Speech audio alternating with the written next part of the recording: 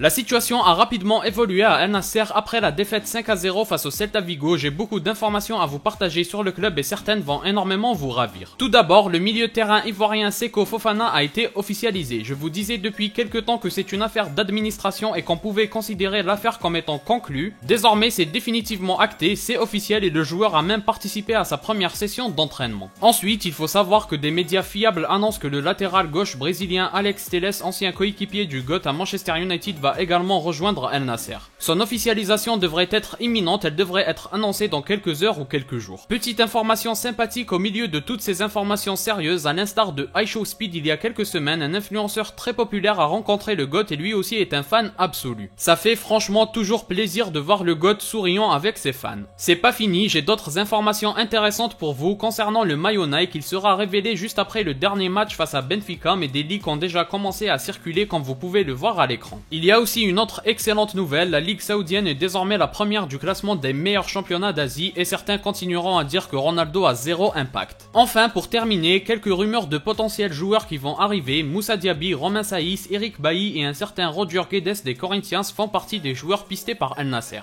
Avant de se quitter, dites-moi en commentaire si cette vidéo récapitulative vous a plu et si vous en voulez régulièrement, n'hésitez pas à liker et à me suivre, c'est gratuit et ça permet de ne rien rater.